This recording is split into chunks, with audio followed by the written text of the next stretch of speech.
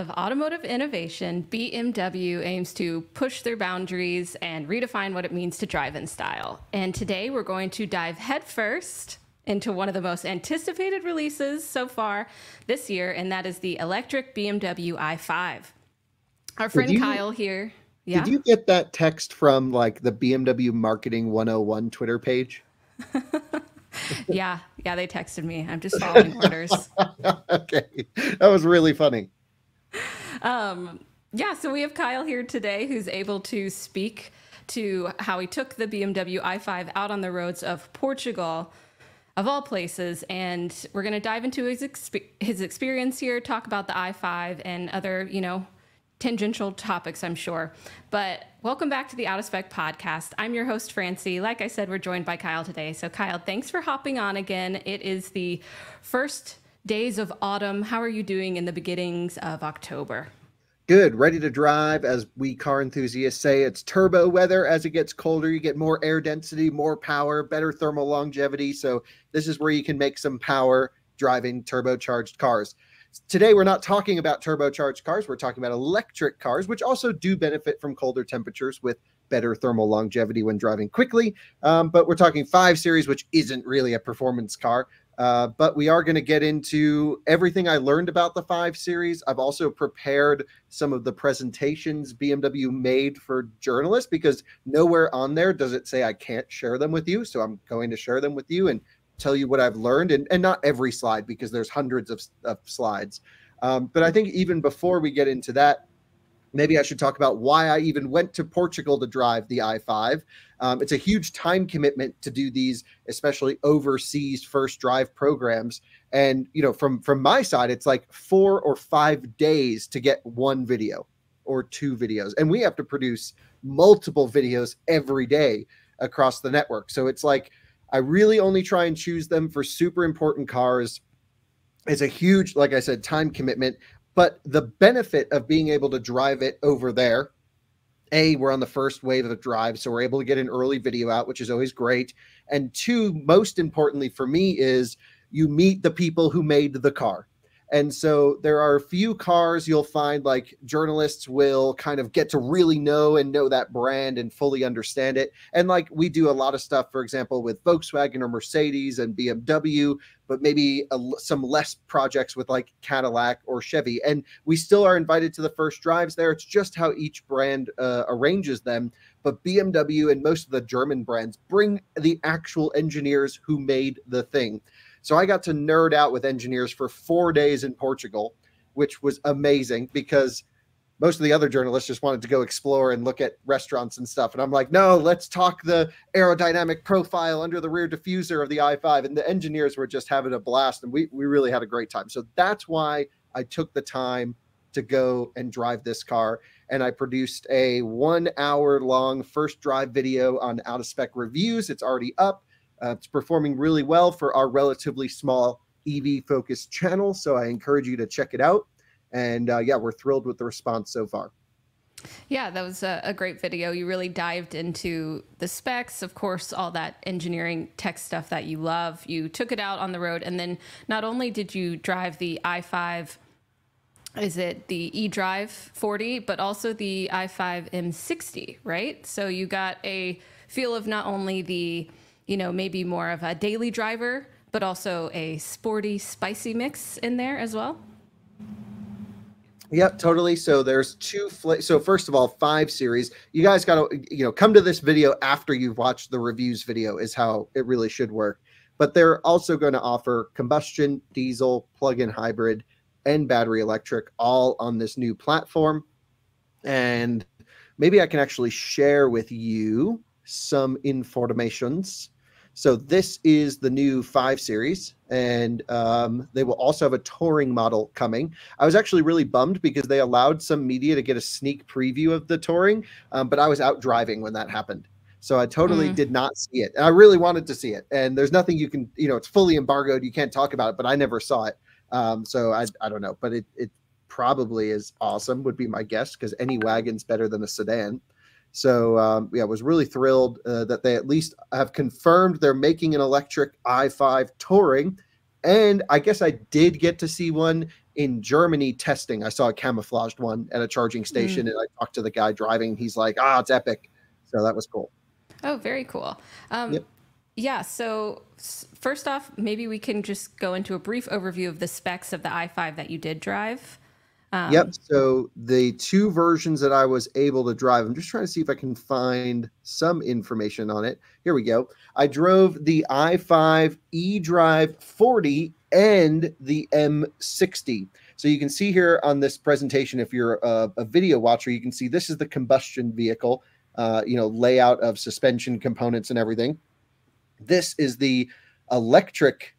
This one's the electric version. A lot going on here, extra bracing, battery pack in the floor, and they use the same battery pack for every version of the electric 5 series. There's no big battery or small battery. It's just one, I would say, smaller than expected battery. It's just over 81 kilowatt hours, which is not that much. Like a Model 3 has a bigger battery than that in terms of gross capacity. This is 81 usable. I think Model 3 is like 78 usable, somewhere around there. So it's also a much bigger car. So it's like a surprisingly small battery. But then I actually met the guy who's responsible for BMW Efficient Dynamics and all the efficiency stuff. And he's like, no, like this thing can do just about 300 miles on a charge. Actually, the range, the EPA range figures are 295 as the maximum. That's the rear wheel drive eDrive 40 with the aero wheels. And then it goes all the way down to 240 miles of range if you get an M60 with the big boy wheels. And so that makes sense. Nothing unusual there, really. 240 miles certainly is not much, especially if you're getting, the expensive car. I wish they had a bigger battery option there.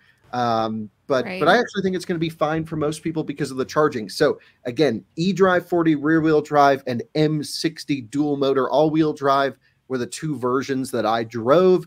It's a 2-second 0 to 60 difference between the two. So the rear wheel drive version, the eDrive 40, is 5.7 seconds 0 to 60. It goes down to 3.7 seconds 0 to 60 in the i5 M60, which is $84,100.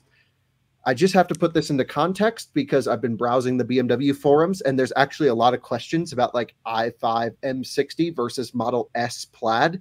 And your dad just bought a Model S Plaid 2 days ago. I own a Model S Plaid. They are so cheap right now for what you get. They're literally 89 grand, which is like a mid-spec i5 M60, and it has 1,020 horsepower.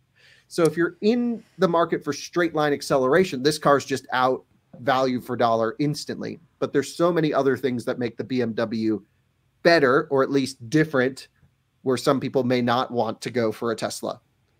Right. I mean, your overall impression did seem to be a bit positive, but I'd also, before we get into that, so this was an EV that was built as an EV, but also built that it could be converted into an ICE, right? Which is an interesting approach.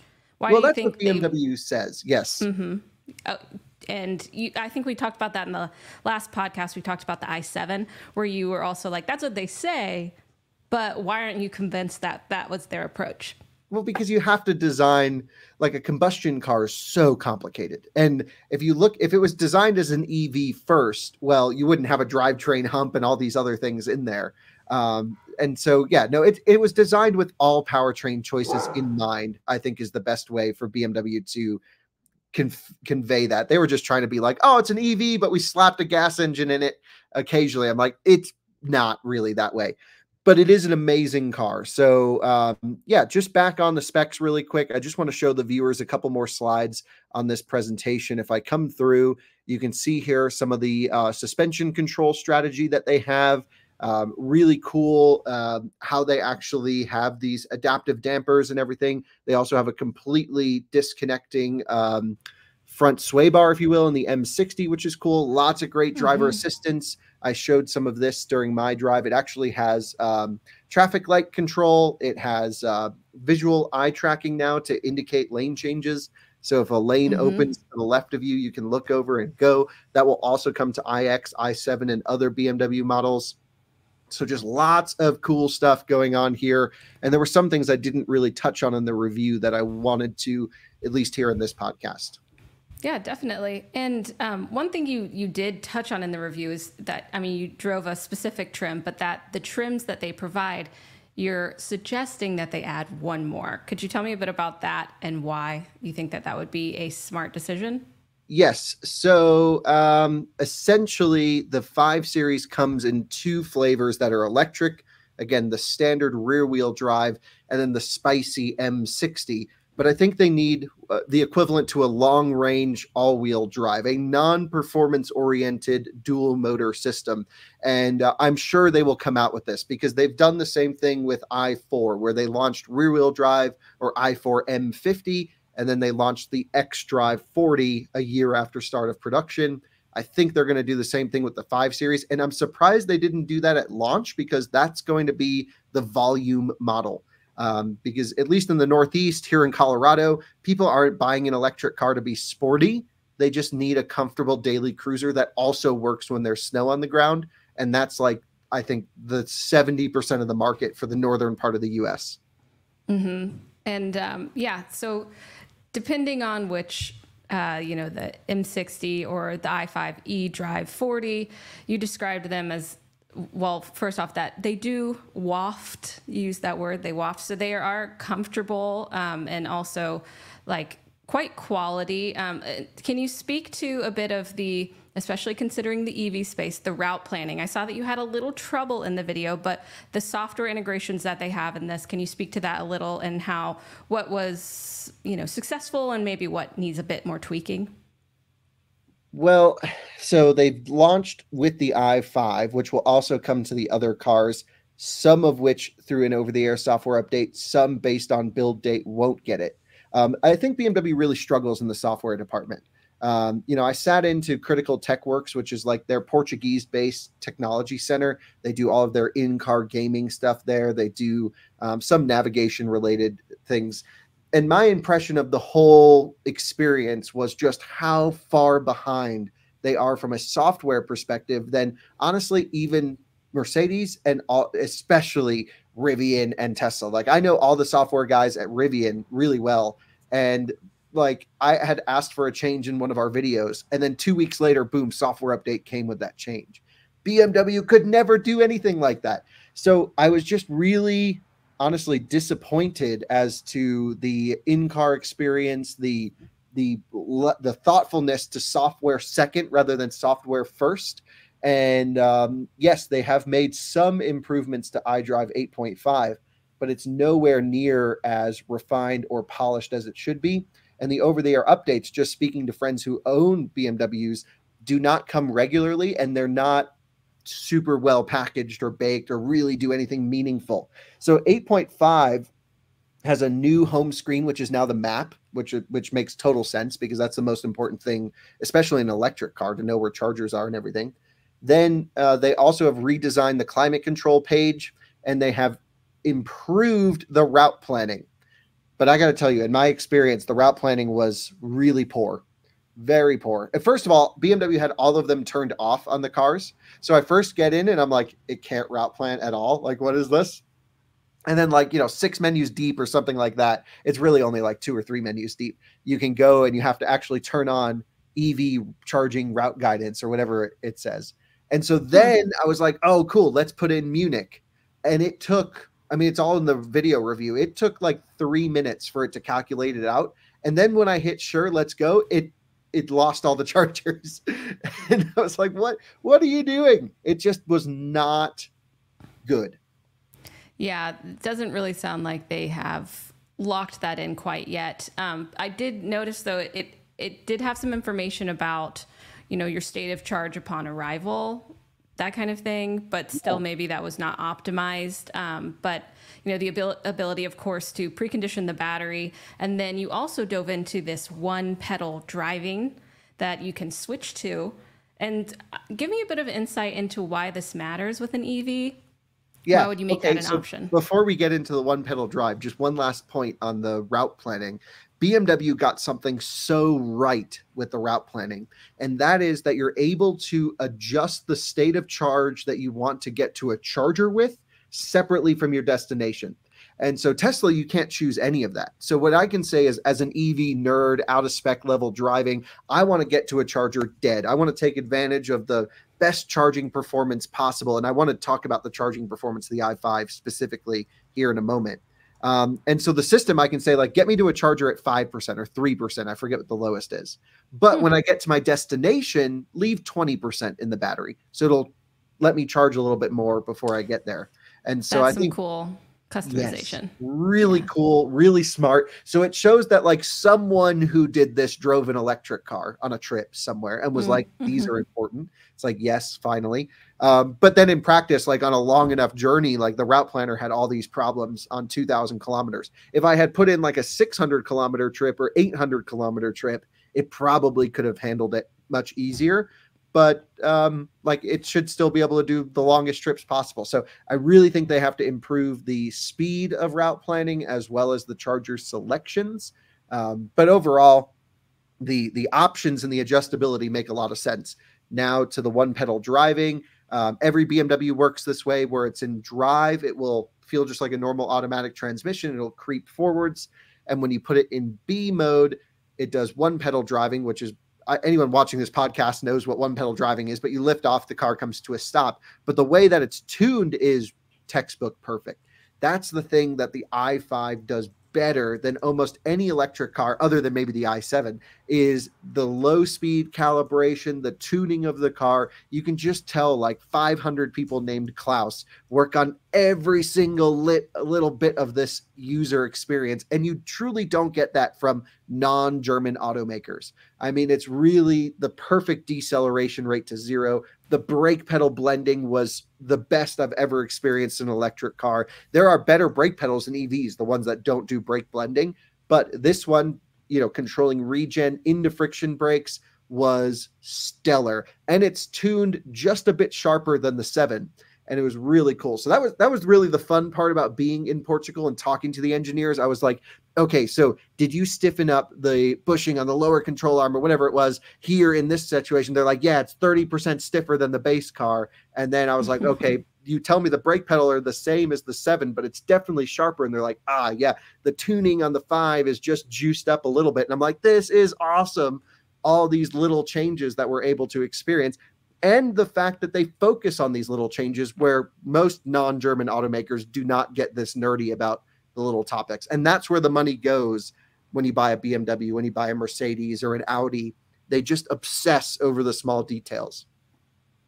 It's a, good obsession. And it is so cool that you get these opportunities to speak to these folks who have put a lot of passion and hopefully a lot of work and thought, it, like you said, hopefully been on EV road trips, really taking that perspective in when they're designing these EVs. And you mentioned the charging performance of the i5. I'd love for you to dive into that. I know you said you tried to route plan to get to charging. Were you actually able to charge it, or is this more information that you gathered from speaking to the experts there? No, I didn't do any charging, but I did want to pull up this graph because BMW is the only automaker who shares charging performances. So let's see if I can find it. So this is all on the plug-in hybrids. Maybe, oh yeah, here we go. Okay, so this is really cool. They compared the i3 to the iX and then the i5 in terms of charging performance. And they talked about their different charging strategies. And this is what I'm like, hell yes, this is why I came, because it's really cool to talk to the charging people about this stuff. So BMW i3, I've owned 3 of them. They just, constant current, constant voltage. What that means is it's requesting 125 amps or whatever it is. And as the battery pack increases in voltage, as it gains state of charge, you'll gain, charging power. So it peaks at like 75% or something like this. The iX was a rudimentary, they call it multi-step constant current charging. And what that means is based on the state of charge that you're at, and of course the temperature of the battery pack, it targets preset amperage requests. And you can see that where, it will dip down and then it actually creeps up a little bit as the pack gains some state of charge and gains some voltage. And then it comes off another ledge and it comes back up. And it's a really rudimentary way of doing a charging curve, I would say, because you're leaving some room on the table. The cells can handle more if you just keep them at max voltage. And that's what they've done with the i5 and actually the i7 as well, is they have this really nice rounded, smooth charging curve. That's what I like to see when I'm looking at charging curves, is this nice, consistent, smooth, no baked in ledges for no reason. Of course, the car will derate if it gets hot or if it's too cold or if there's a charging station malfunction. But under normal operating conditions, this is what the car targets, this nice, smooth curve. Beyond that, I also learned a little bit more about the preconditioning logic of the i5 and actually the i7, which is, it's interesting because they have a couple settings which are interesting while charging. The first is the max fan speed, which is like, why would you care about the fan speed in your car while charging? And it really comes down to noise regulations in certain markets where, like Japan at night, you can't have the car making a lot of noise. And so they actually can have you turn off some of the cooling systems and it reduces the noise, but will just derate when the battery pack gets hot, charging performance. So that's fascinating. I would leave it to unrestricted. I want the most amount of cooling possible. So that's just my recommendation. The next option, of course, is battery preconditioning, which when you put a destination in the navigation, I got two different answers from BMW. The first said, we always target 25 degrees Celsius average battery temperature, no matter the preconditioning request. That was from like the Efficiency Dynamics guy who would kind of know. And then I also spoke to another representative who I'm not sure what their job title was, but I said, will you adjust the battery temperature preconditioning based off of arrival state of charge and expected time of charge? So for example, we've shown this with Taycan a bunch. If you get to a charging station at 50% state of charge, which is not optimized, but sometimes the chargers aren't spaced perfectly, let's just say, you really want the battery pack warmer if you're getting there at higher state of charge so you can top charge with less resistance. Conversely, if you get at very low state of charge, you don't need the battery pack very warm. And when you plug in and gets max charging speed, it will actively heat up the battery, just the act of charging, so that by the time you are at 50, 60, 70% state of charge, it's already warm. And so the car can know this and change the arrival temperature in the battery pack to give you the best possible charging situation when you arrive. And they said, yes, it does that. But then the other guy said, no, it doesn't do that. So I'm not sure. We'll have to get it to the US and see if we can pull some CAN data on the car when we get it to do all these things. So and sorry to ramble, but this is why I went to this event. It's all fascinating stuff. There's also a manual preconditioning setting that does not look at when you're getting to a charger or not. It's just like, let's say you're heading to a charger that's not on the map. If for example, in our case, if we're heading to a testing facility that's not publicly available that has a DC charger, we might say, hey, warm up the car.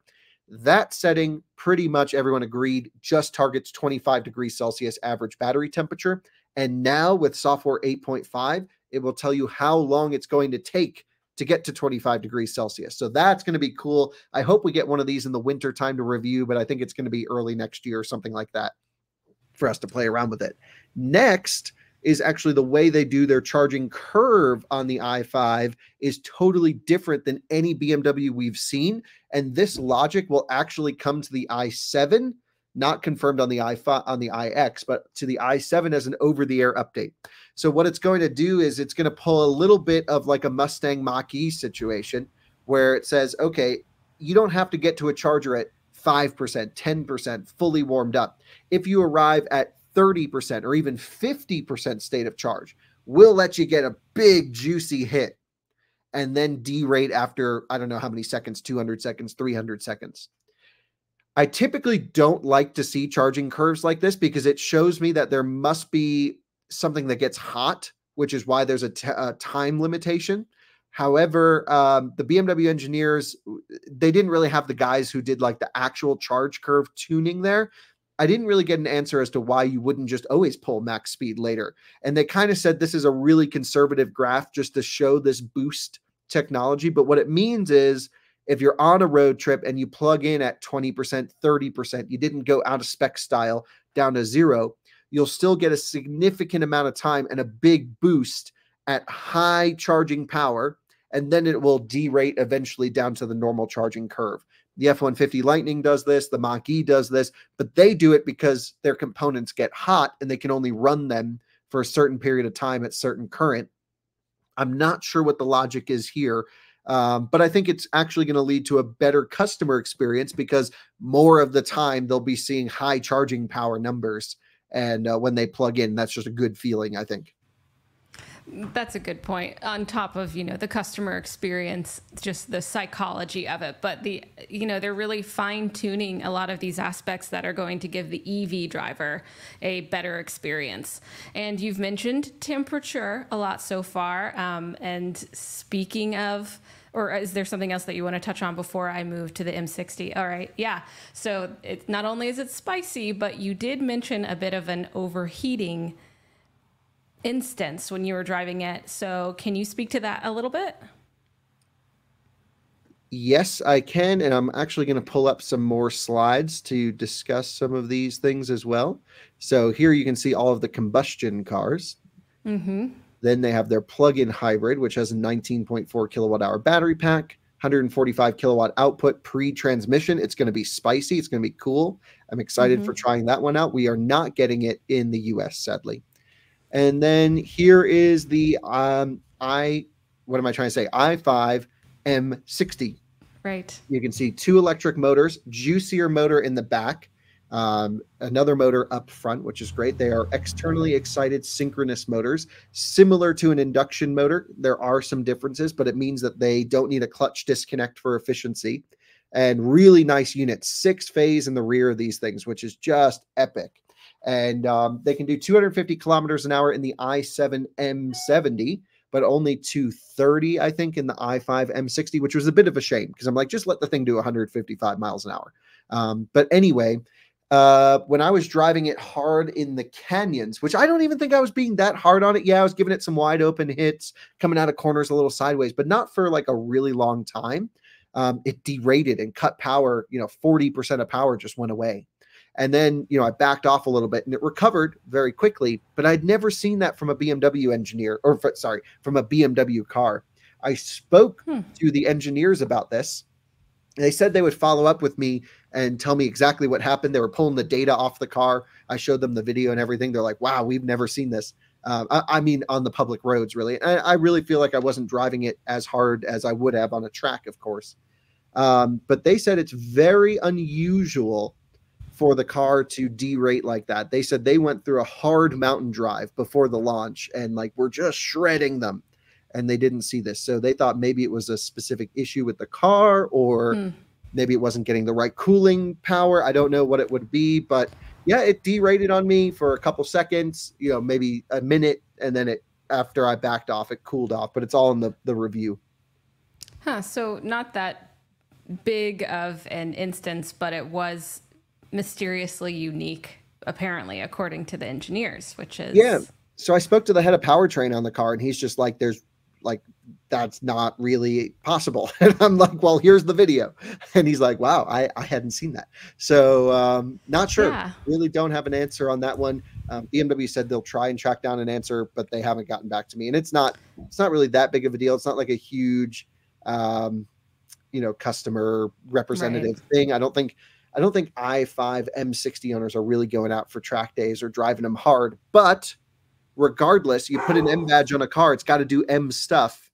And in this case, it didn't really have the thermal longevity I was expecting the car to have. Right. And you might hear a barking dog in the background, Yeah, which I apologize. But I'd like to ask, do you think that this is the best that BMW has done so far with an EV? How does it compare to the other series? Where does it sit in the lineup? Well, certainly it's not the top car. That's i7, iX, I think have a lot of cool, bigger battery tech stuff. But you can tell that with each model they're releasing, they're fine-tuning all of these little things, the charging curve, the efficiency, the way certain modes work, like max range mode, et cetera, et cetera. So it's really cool to see them dial in everything. However, with that said, BMW is not doing a good job of communicating to customers what updated features, especially through software, will come to previous BMW electric models like iX, like earlier i7. And I think they need to do a better job of that, in my impression, just saying, hey, we made these changes. to I-5. We're going to update your cars. It'll come at this date. You can expect the update process to go here. And they're just not doing that. But for sure, they've taken, everything they learned from iX and i7 and just dialed it in. You can definitely tell.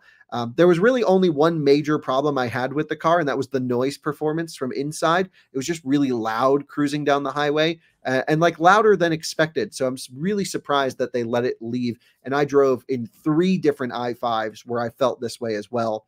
And talking to the engineers again, I'm like, so what's different between i7 and i5? And they're like, well, it's a cheaper car. We had to take cost out of it.